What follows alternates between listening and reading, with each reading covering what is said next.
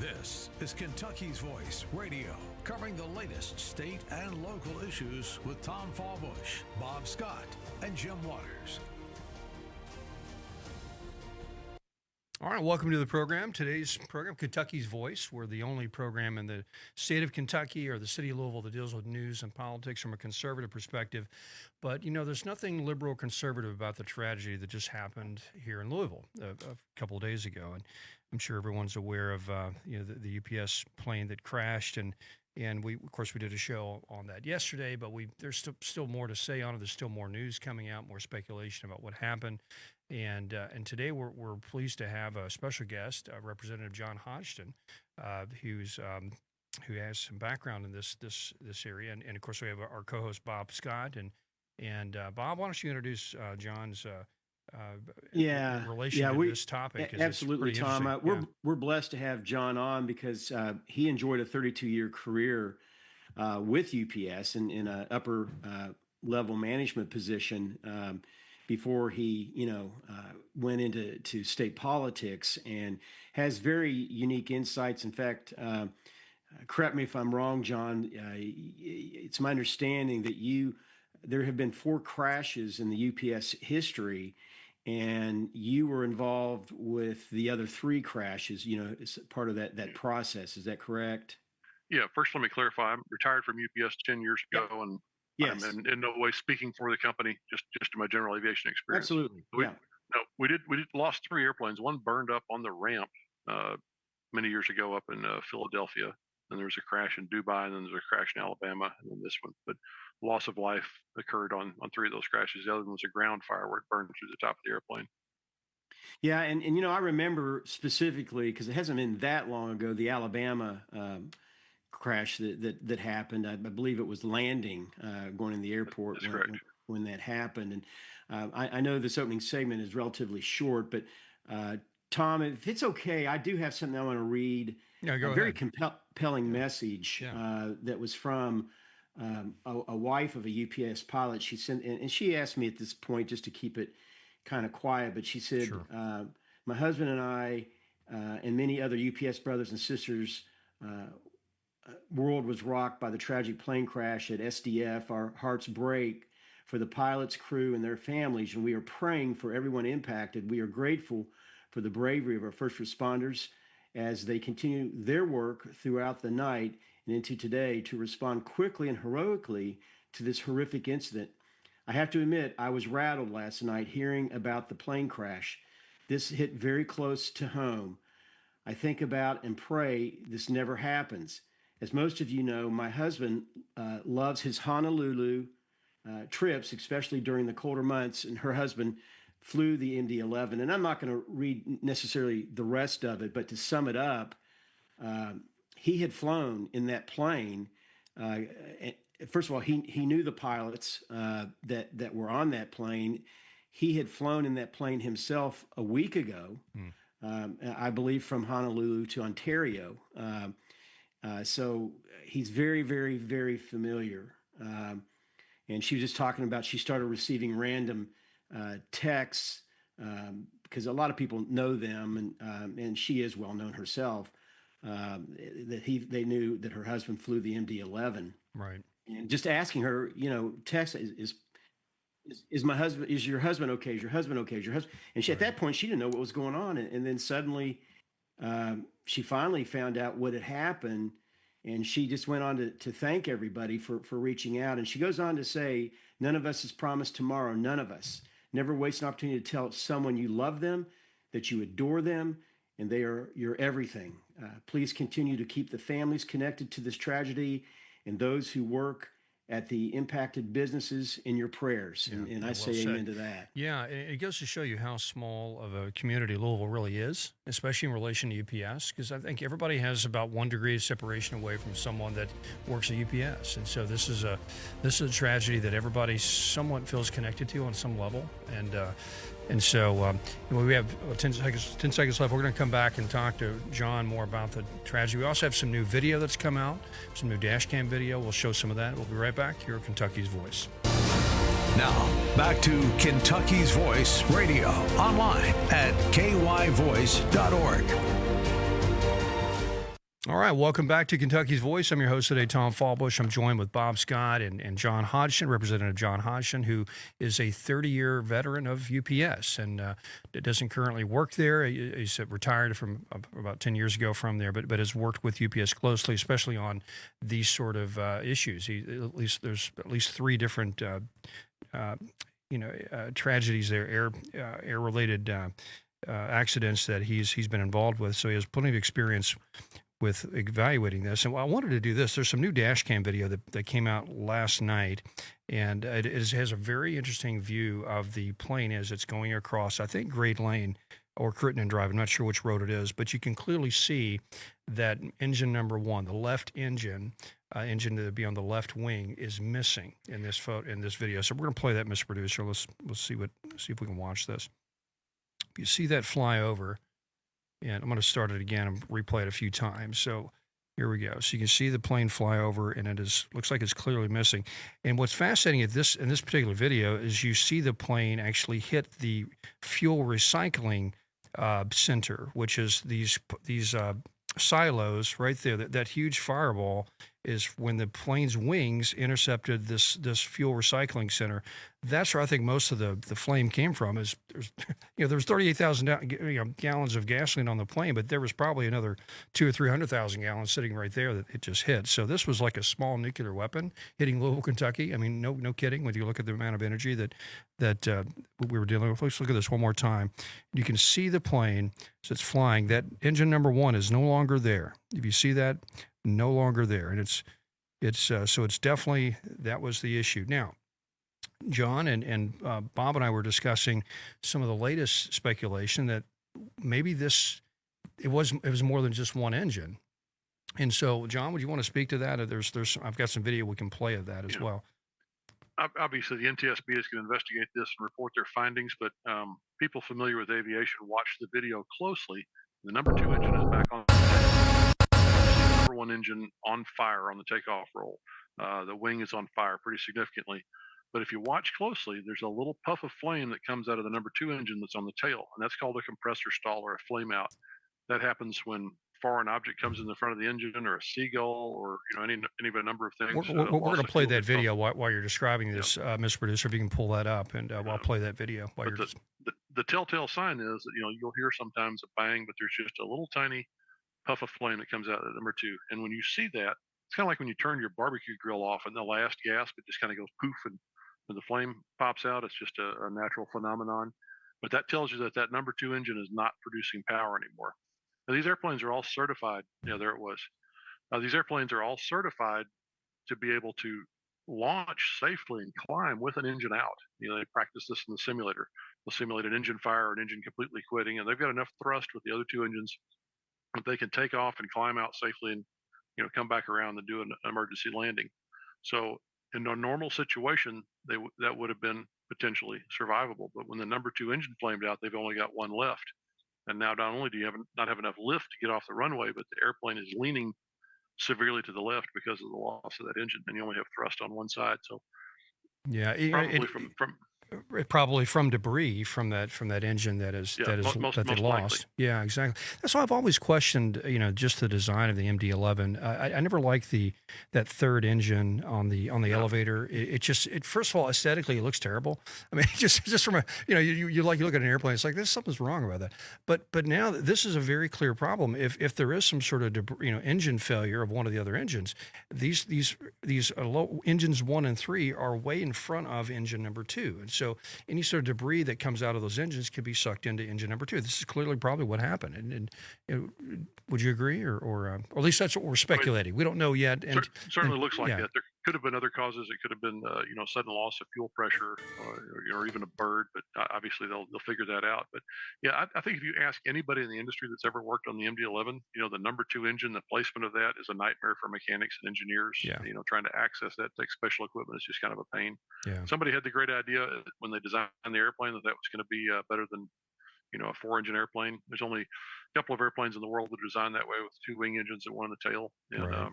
The L-1011 was the other one, and it's been retired for some time. But yeah. I mean, it's, to my knowledge, I don't know that this has ever happened with one engine coming apart and then foreign object damage taking out the number 2 engine. But true. Yeah. That's So right. this airplane's been flying for, this model's been flying for 40 or more years. Yeah, I heard last So night there was the DC-10, which is what this was based right, on, did have an issue back in the early '80s where an engine fell off with a very similar problem. yes, yes. But it, There are two yeah, DC-10 accidents. One in Chicago, I think, about 1978, where 200 and something people got killed with an engine coming apart, and then one over Sioux City, Iowa, later. And it in the aviation industry, every time you have a crash, there's just a very detailed investigation that goes on, and there are always corrective actions that come out of that, things that you do to prevent that from ever happening again. After the crash in Sioux City, an engine came apart, and part of the engine cut the hydraulic lines as it exited the engine nacelle, and so they have armored those things with Kevlar since then to prevent what they call an uncontained failure from severing the hydraulic lines. But that's how the industry advances. Unfortunately, it's when something unexpected and catastrophic that's happens, right. you have to take corrective action. That's right. And it looks like the NTSB is doing their investigation. Yesterday they said it's probably going to take about 30 days to kind of get get the investigation finished. And they did recover the black box yesterday. That was big news. And so, any comments on that, on what the black box might be able to tell us? Well, NTSB does a great job. I mean, those guys go over everything with a fine tooth comb from every possible angle, everything that could have possibly happened. Crew and maintenance, structural things, environmental things, and I have a lot of confidence in what they produce. I've had people I worked with, actually be down in the smoking crater, with the airplane going through the debris. So Mm. I'm confident that they will do a very thorough job and figure out what the root cause of this was. Absolutely. Bob, you have any questions, or John? Yeah, no, I just first of all, I do want to thank Representative Hodgson for joining us, because I know he's got an incredibly busy schedule today, and he made room for us because he knows how important this story is. And that I think he might be even flying to Colorado a little bit later today. And so, John, thank you for being on the program. You have a very extensive background, as I mentioned. You are retired from UPS, but you'd worked for them for 32 years, and you were involved in the other incidents that happened, involving a plane, either where it crashed or, as you mentioned earlier, where one burned up on the runway. And what are your thoughts about that as far as moving forward? I mean, I guess we could say UPS overall has a pretty solid safety record, when it comes to the industry as a whole, But you were talking about the Sioux City event, which was a completely different airplane. It was actually a passenger plane, that went down there. And honestly, it was a miracle they even got that down on the ground, because all the hydraulics had gone out on it, and there was loss of life in it, but there was a whole bunch of people that also survived that crash. And Yeah. but this one, and I'm not any expert on aviation, but I've always thought, and everything I've read says, when a plane is actually taking off, that's probably the most dangerous time. Right. So when Yeah. this incident happened, there's a speed called V1, and that's the speed that if you're going faster than V1, you can't stop before you run off the end of the runway. It's kind of the go or no go decision. And there's a speed right after that called VR, or V rotate, and that's the speed when you need to lift the nose off the ground. And there's another speed that you have to achieve to have a safe climb out. So when you're the most vulnerable is when you're between V1 and VR. You're going too fast to stop before you run off the end of the runway, but you're not going fast enough to really lift off and climb out safely. And that's when this incident happened, at the worst possible moment. So I'm sure the crew did everything they could, but it was almost looked to me, my opinion, looks like an unrecoverable situation. Do you think UPS should retire the DC-11 at this point? MD-11. MD-11. I'm not going to speculate on that. I mean, the way aircraft maintenance works, you can replace virtually every part on that airplane. I mean, I don't think anything other than a nuclear power plant gets more inspections and maintenance than airplanes do. And heck, our B-52 fleet in the Air Force has been flying literally since the 1950s. So you can make an airframe last a long, long time. You just keep replacing parts.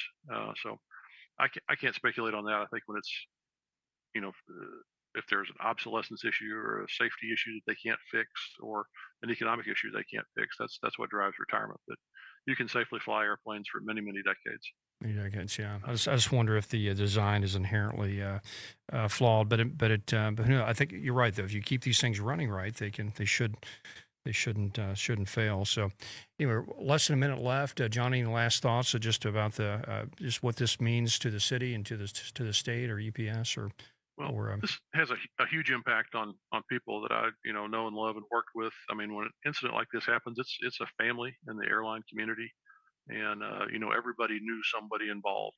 Probably many people have loaded that airplane, fueled the airplane, flown on the airplane, worked on the airplane, and people in the aviation business take this very, very personally. And they sure do. I have a good friend who was sitting on the end of the runway and had to watch the fireball.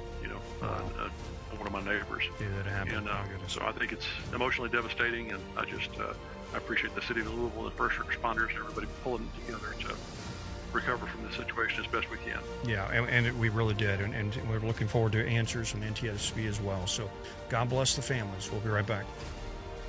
Are you ready to stand for truth? Kentucky is at a crossroads, and we need voices that won't back down. This is your moment to rise, speak up, and be part of a movement that's changing the narrative in the Commonwealth. Kentucky's Voice is calling on bold citizen journalists, fearless editors, and those unafraid to speak truth in the public square. Volunteer, intern, contribute.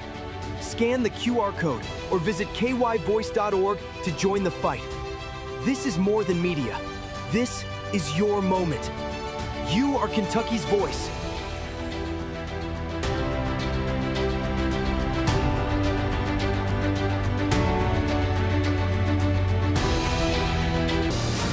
Now, back to Kentucky's Voice Radio, online at kyvoice.org. All right, welcome back to Kentucky's Voice. I'm your host today, Tom Fallbush, and we just had a segment with John Hodgson, who is a 30-year veteran of UPS, discussing the tragic accident on Tuesday. Excuse me. And so, Bob, wanted to get your thoughts and on this. I got something in my throat, so you take over real quick. I got to. Yeah, no. John is always a compelling interview, and what he had to share today, really unique insights. And as with any investigation, as things move forward, new things are going to come out on a day-by-day basis.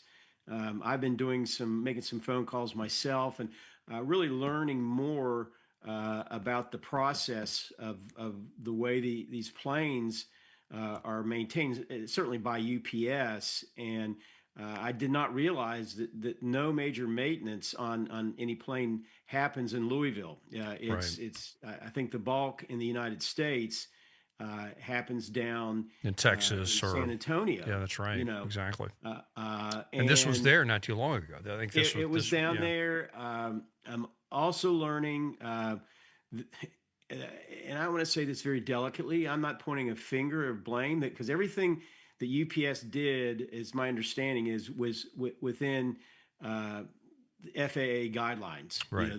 They didn't do anything illegal or out of sorts, and I'll say that right up front. But I also have learned that on some planes, and I'm not saying it happened on this one, I don't know, not necessarily the most certified person will be working on that plane. Sure. That it could be someone that doesn't have a more advanced type of certification, right, to do this. And then you ask the question, well, why is that the case? Well, it's the case because it's cheaper to hire somebody doesn't have that higher degree of certification, right. And it's not just UPS that does this. It's probably every single airline, right. That does it. And again, nothing's illegal about it, and nothing outside of the FAA guidelines that prohibits this. And John said something too during our interview I didn't realize and it makes sense because UPS is a worldwide fleet. They've got people, in other countries, in other places that a plane can be put in for maintenance. And who's to say in that country that you're going to be getting the same level of work and quality of the work, professionalism, that you would expect, certainly to get here in the United States. That's exactly right. And you wonder, if maybe cargo haulers have maybe a different standard, or maybe they don't, hire somebody as qualified as, say, an airline that would haul passengers. I don't know. I'm not speculating either way, but just don't know enough about that world to understand. But I think we're gonna find out soon. This is one of the worst tragedies we've had from an air accident here in the past these past few decades, and it happened here in our hometown. And so I want to play this video again of this. Of this is the latest video that's come out. This is some dash cam video of someone, I think, traveling up Grade Lane. And Mr. Producer, if you can pull that up, but you can see the plane, cross the road. This fireball is probably a mixture of both the fuel farm that it hit, because there was you see that right there in the picture. There's there's silos there that are storing a lot of recycled fuel. Apparently, Yes. they recycle fuel, which I don't know how you recycle fuel, but they do. So, and regardless, it was flammable. And so when the plane hit that, it was like it was already carrying 38,000 gallons of fuel. Then it hits that, and boom, it's like you're throwing fire on fire. It's or fuel on the fire, literally. But very dramatic video there, and of course, look at the people that are witnessing this are like, get out of here quick. And so this truck is Yeah, and driving way Tom, fast. on that particular video, I've seen it slowed down, and you can clearly see as it's coming in, it's missing. That engine. That engine, Right. Yeah. on We can the go back to it, left-hand Mr. side. Producer, and I'll stop that. So you It's see that the right engine is there. completely gone. Yeah. So you would see another round engine here, just like you see this one on the left. You would see another one over here, and it's absolutely gone. And it'd be interesting to know if there's any sort of thrust coming out of that second engine, because the question is, did that second engine lose power? And if so, then it had no chance of getting off the ground. So, and it's hard to tell on this picture. But what's also interesting is all the power lines it's hitting. You can see all. I'll slow this down. You can see all the flashes here Yes. of the power lines that it's hitting. And so, imagine just a power line, like right there, that lights up right before this flame goes off. So you wonder if the power lines lit Yes, I up thought the this same thing. lit up Yeah. this fuel. It just crazy stuff. But Yeah, and that anyway. explains too, because I was wondering how there could be such an instantaneous fire, that would happen. Well, it explains because of the Right the there. fuel storage tanks Yeah, that were right there. it's like ignition. know. It's like a spark plug in an engine.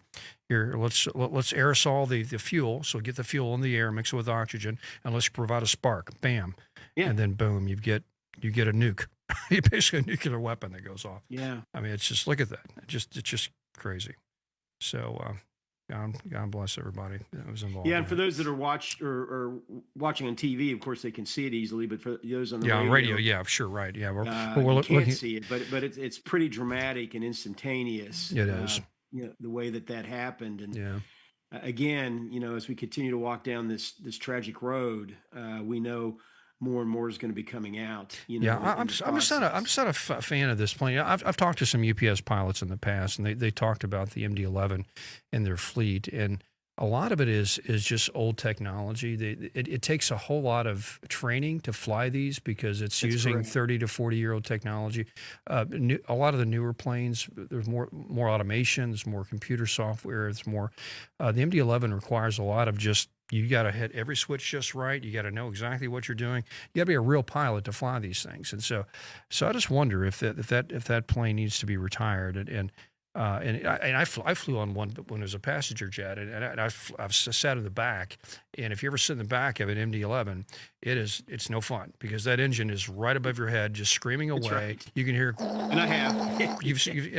It's like, who designed this? It It's was like, one of my least favorite planes to Yeah. fly when it was being used commercially. And of course, McDonnell Douglas, Boeing bought out McDonnell Douglas, so it's Right. now, sadly for Boeing, they're the ones that are have to pick up the maintain pieces this and run with this. Yeah, so I'm just curious how many. I'll have to find that out on AI. How many MD-11s does UPS have? And so I'll check that question out. But anyway, well, let's as I'm doing that, let's switch gears and talk about the election. We got about 2 minutes left in this segment.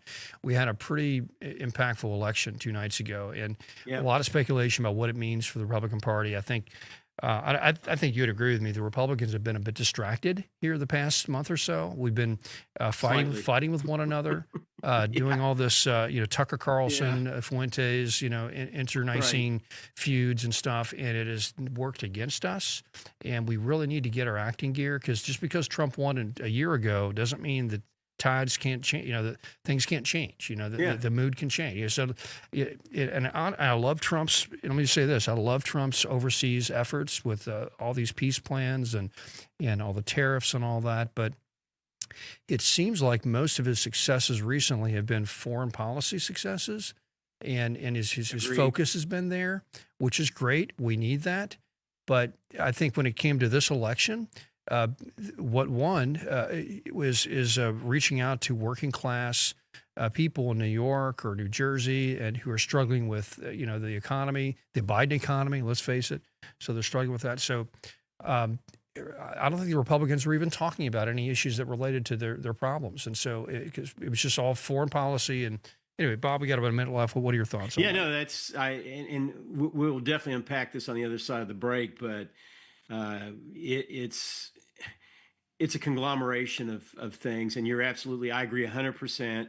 Now we got to remember the states that the Democrats had their big wins in were very blue states. Yeah, that's far right. left, states and areas of the country. Now, Virginia, you can make an argument. It's more what I call blurple, but they absolutely lean left now, sadly, That's so there's a lot to unpack. And like I say, let's talk about this on the other side of the break. Exactly right. So anyway, but listen, we want to continue to lift up the families of the victims of that airline or the air accident on Tuesday. So join us in prayer with those folks. And Louisville's a good town.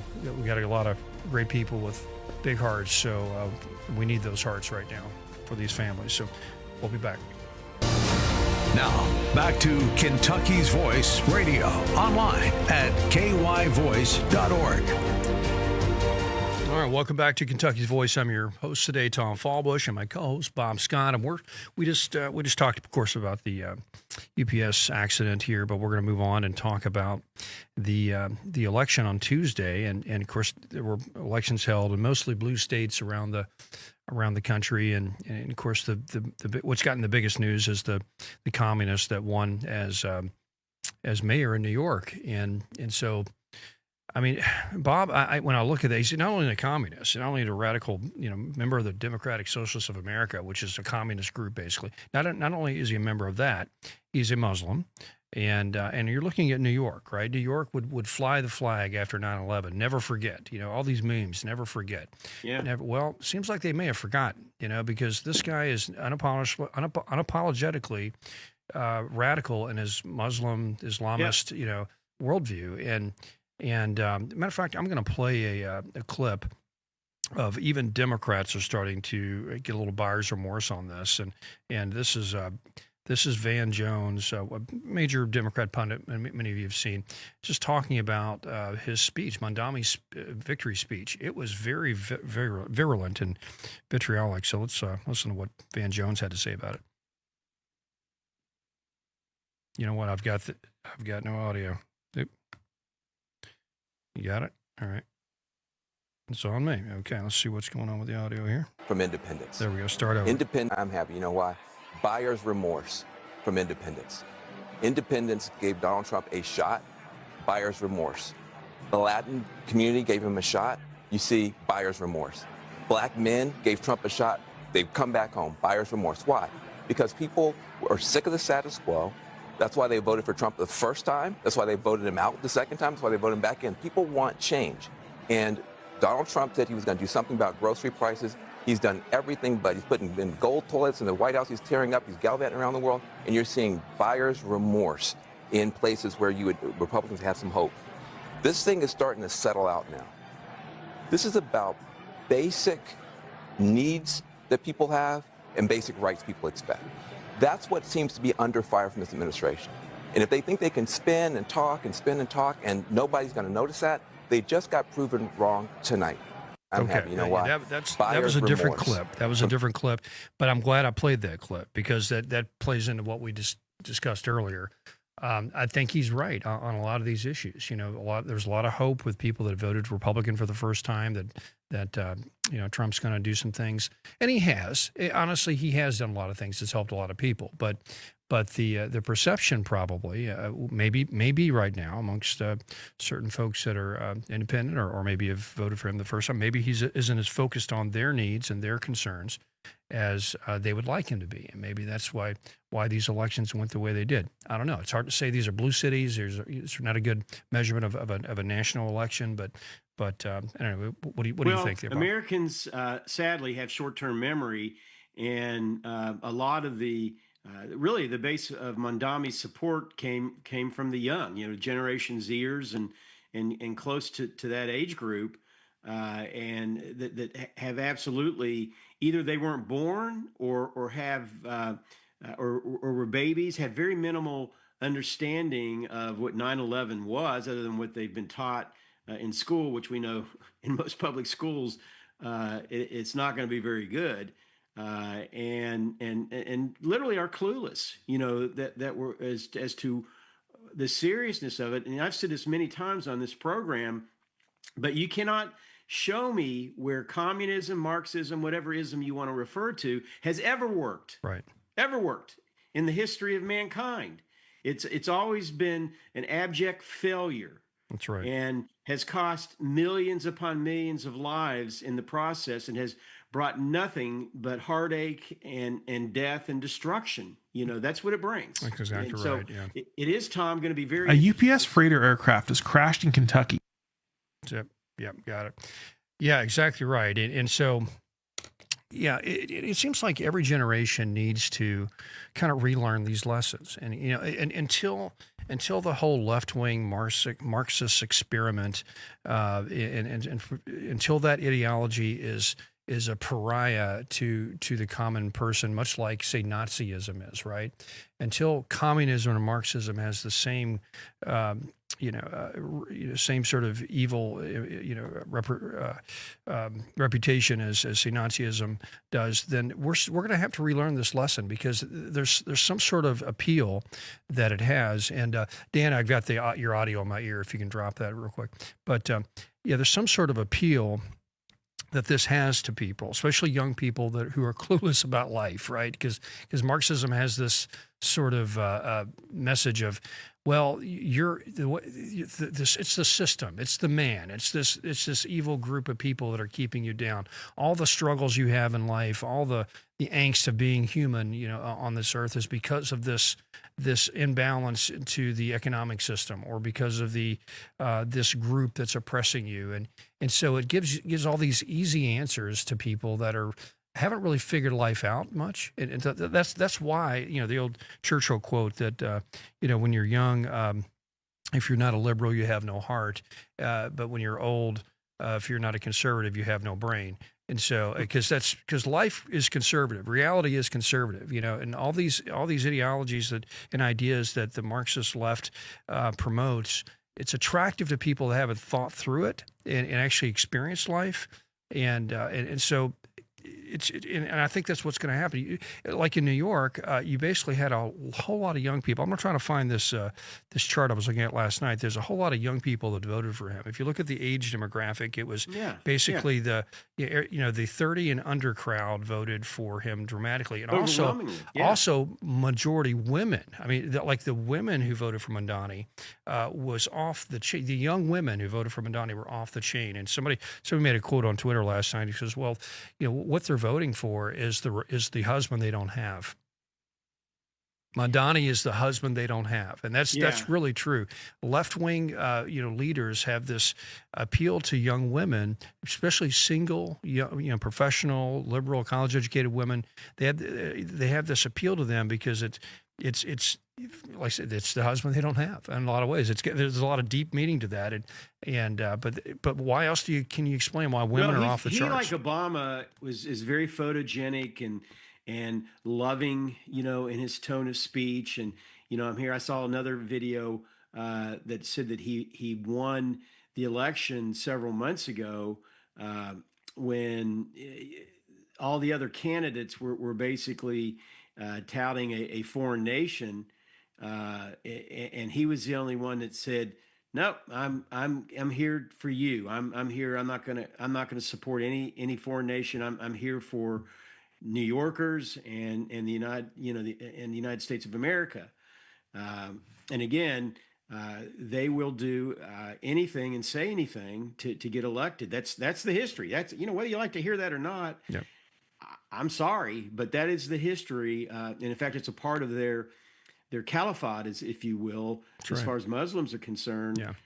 And I don't want to paint with a broad brush and say every Muslim is this way, but those who are nefarious and are trying to assume power and control, it's okay. They get a little wink and a nod, and you can lie, you can cheat. That's right. That's right.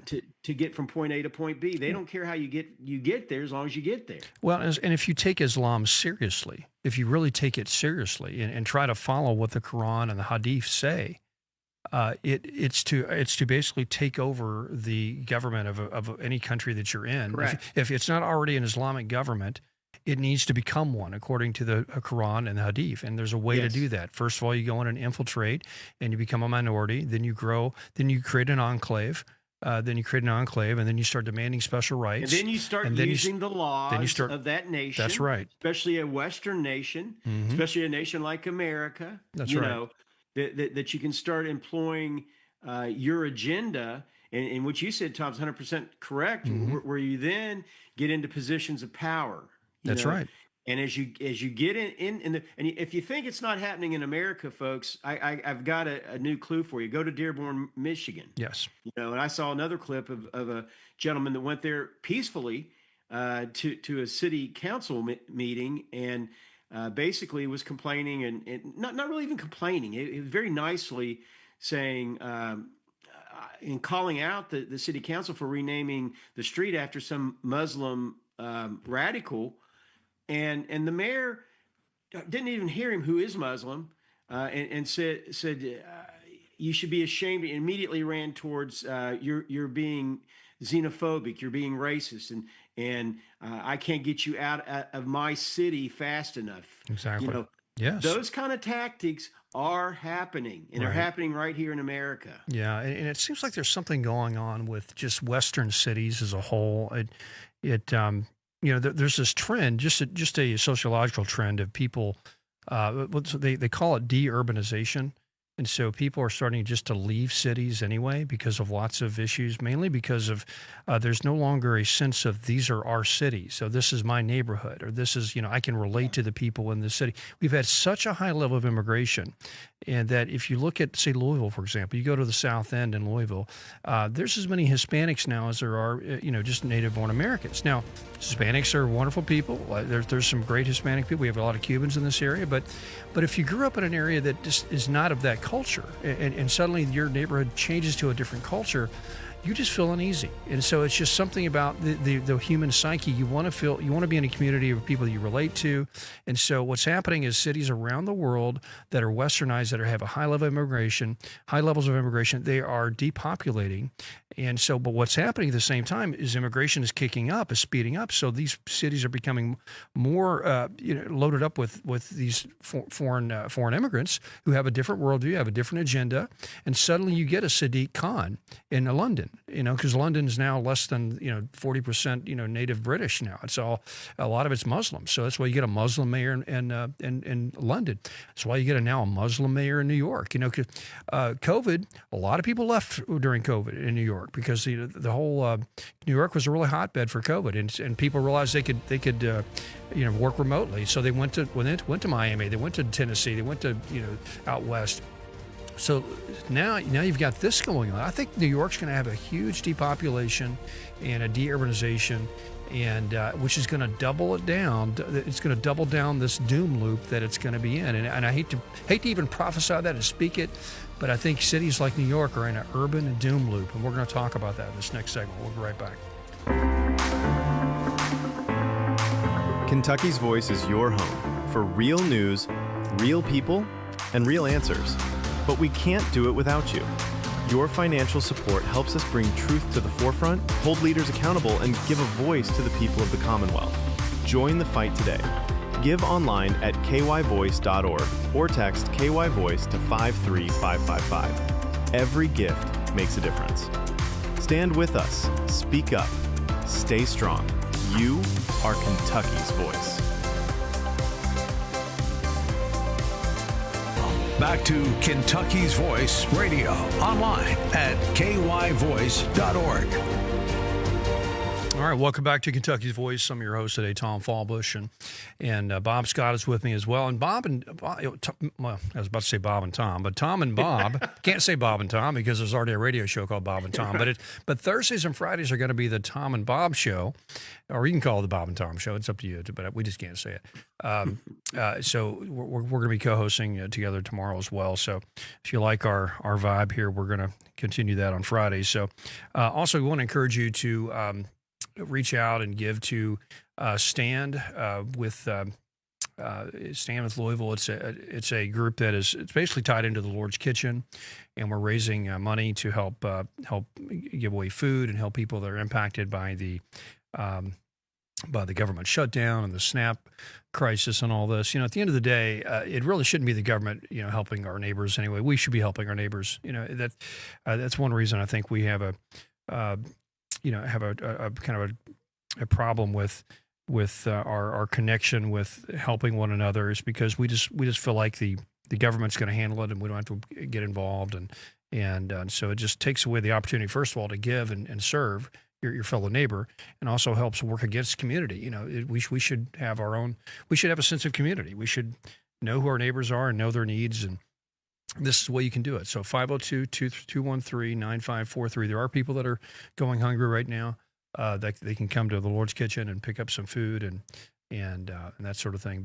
But not saying that we're against the government shutdown. I think Trump's doing the right thing, and we're going to see how that plays out. But also, if you want to text, you can text us at 5710970, 5710970. Love to hear your thoughts about the elections from Tuesday night. We're dealing with a communist who won as mayor in New York City, and Bob, we were talking about how cities like that are there's a concept called the urban doom loop where people start leaving, and so basically the people that are more conservative and the people that actually drive the economic engines of a city realize that the politics of those cities are working against them, so they leave, and so the people that are in those cities that are left are even more left, and they vote more radical politics in like this, and so which then forces more people to leave, and then there's less of a tax base now, and so the services start failing, and you have to cut back on police, which and so you add that with just a left-wing view of the world where it's criminals, it's not their fault, it's the system, and we shouldn't everybody's born wonderfully, and it's just the system that made them bad, and where conservatives believe there's just the tragic nature of human beings. We all have sin in our heart. There's just going to be criminality, and you always have to have police and anyway, so the urban doom loop is real, and it I think we're going to see it play out in New York here in the next 4 years, and let me pull this one clip up, and I want you to comment on this, Bob, too, because the reason he won, the reason Mandami and a lot of these far left candidates are winning is because of liberal white women who are voting for these folks, and I think there's an issue here. So it says the biggest threat to America isn't Hamas, Venezuelan gangs, or violent migrants. It's upper middle class, primarily white women who would import all the above to destroy the country in order to satisfy their suicidal empathy. And I want to show you this clip here. This is a new picture of the Statue of Liberty. There we go. We've got a burqa on the Statue of Liberty. So who voted for this? Well, if you look at who voted for us, and I'll pull this up in a second, Bob, is overwhelmingly middle class, younger women vote for this sort of stuff. And do they know what they're voting for, Bob? Do they really know what they're voting for? I can answer that question unequivocally, no. We have a couple in my family further on down the line, but no, it's. I think a lot of it, as the vote was on Tuesday, is tied to Trump derangement syndrome. Right. It's really funny if you really start questioning him. Why do you hate Trump? Well, he's bad. He's a rapist. That's right. He's a pedophile. That's right. They start coming in with these far left and disproven theories. But yet it's something that they take as a matter of fact. Right. And I'm not here to defend Trump one way or the other. Right. Trump has his warts and his bruises like the rest of us do. But and this is always my personal ultimate fallback is thank God Trump was elected president as opposed to Kamala Harris, who basically there was a mini coup that happened within the Democratic Party that kicked out a sitting president who really didn't want to be kicked out, that being Joe Biden. Yeah. And she was installed, without receiving one vote in the primary. She was put in, and so thank God. Thank God. It wasn't Kamala. Dan, pull this chart up. I want to show Bob this chart here. This is the vote by gender and age. And so if you look down here midway through the chart, it show the highest or the largest group that voted for him is young women 18 to 29. 84% of the people of women between 18 and 29 in New York voted for Mandami. The next highest level is young men at 68%, but everybody else is way below that. And so it's basically young women mostly, and some younger men voting for these far left candidates. And she makes a quote here, Megan Basham. She goes, 83% of young women went for Mandami. Do you know why? Because they view him as the husband they don't have, the one who's going to take care of them and provide for them. Just a reminder why the left does everything it can to destroy the family and marriage. And it's true. And it's like as we have these a lot of young people that, let's face it, Bob, they're coming out of a lot of broken homes. We have such a poor rate of marriage in this country now. We have a lot of single parents, and so a lot of these young people have daddy issues, and they kind of see Trump as this this bad daddy in a sense. And then they see somebody on the left who can fulfill this role that's going to take care of them. I can see that on some level, and it's a I don't know. I just what can we do? What can Republicans do and to message properly to this demographic, because it is a real problem. It's it comes back and going back again. We've talked about this many times. It's the economy, stupid. And not that we're in a horrific economy. It's definitely improving. And you look at the stock market. I mean, it's going through the roof and doing better, as Trump likes to point out, than it ever has. But has it filtered down yet to the average everyday American, especially that younger generation? I would answer no, it has not. Is it going to get there? Yes. But in my opinion, between now and the 26 big elections that are going to be happening with regard to what will determine control of our Congress, right? Some major dramatic things need to happen with regard to fixing some things as far as the economy is concerned, where our young people, I've got two young sons, both in their early 20s. Neither one could really afford to buy a house right now. One more so than the other. That's right. But they're not there. That's right. And these are things besides the house is just paying everyday living expenses.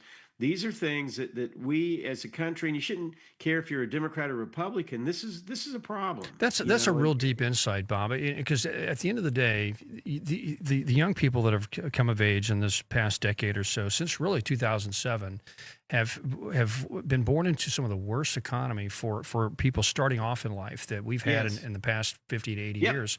And so they are seeing the system rigged against them. They're seeing inflation. The houses are so expensive now they can't afford them.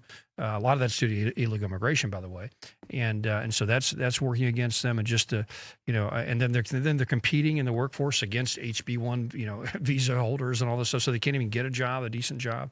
And so you're right. There's a real economic challenge that the younger generation is facing that folks like you or I are more middle age haven't seen and aren't feeling that instinctively. And so that's a very good point. Mandani and a lot of these far left folks are tapping into that, and Trump tapped into that somewhat.